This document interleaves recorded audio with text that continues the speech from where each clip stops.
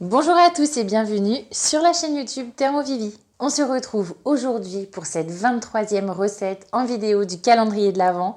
Le réveillon approche et votre menu doit être quasiment bouclé. Du coup, aujourd'hui, je vous propose une recette pleine de fraîcheur, plutôt festive et originale, puisqu'on va réaliser avec le Thermomix un sorbet au champagne. Vous allez voir, c'est pratique en version trou normand, nettement plus classe, ou tout simplement pour apporter un petit peu de fraîcheur à votre bûche de Noël ou avec une bonne coupe de champagne. Vous allez voir, c'est le top. Ça vous branche? Allez, on y va!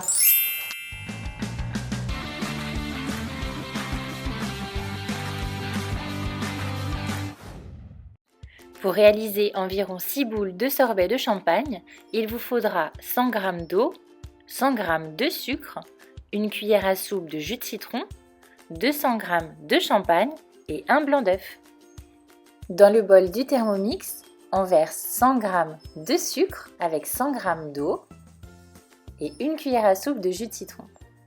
On programme 5 minutes, bouton Varoma, vitesse mijotage, la petite cuillère. Et on verse 200 g de champagne. Enfin, on programme 10 secondes sur la vitesse 2. Versez cette préparation dans des moules à glaçons ou pourquoi pas réutiliser des couvercles de boîtes d'œufs en plastique. C'est pratique. On va les laisser durcir au congélateur et ensuite pouvoir les déposer dans le bol du Thermomix. On y ajoute un blanc d'œuf et on programme 15 secondes sur la vitesse 5. On ajoute le fouet, on replace le couvercle et on programme cette fois-ci 1 minute vitesse 3. Et on va verser ce sorbet dans un récipient. À ce stade, il est normal qu'il soit liquide, voire légèrement mousseux.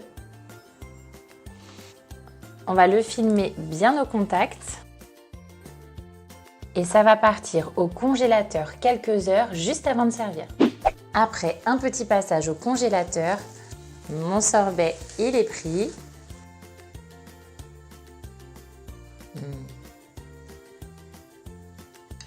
On va pouvoir passer à la dégustation.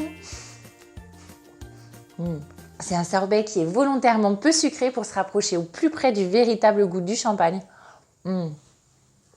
Bien entendu, vous pouvez le réaliser avec du crémeux, ça fonctionne tout aussi bien et c'est un tout petit peu moins cher. Ce sorbet, je vous conseille de l'utiliser rapidement, sinon au congélateur, il risque de fermenter un petit peu et ce sera plus un goût de champagne mais un goût de raisin. Personnellement, je vais l'utiliser comme insert de ma bûche avec un petit sorbet clémentine du jardin. Je suis sûre que l'association sera hyper festive et délicieuse. Voilà, cette recette de sorbet champagne est terminée. J'espère que cette vidéo vous a plu et que l'idée du sorbet champagne vous donnera envie de le réaliser pour les fêtes. Si c'est le cas, pensez à liker la vidéo en me laissant plein de pouces vers le haut. Laissez-moi plein de commentaires. Et si vous aimez mes recettes en vidéo, abonnez-vous à ma chaîne. On se retrouve dès demain pour la dernière recette du calendrier d'Avent. Je vous embrasse bien fort. Bye bye!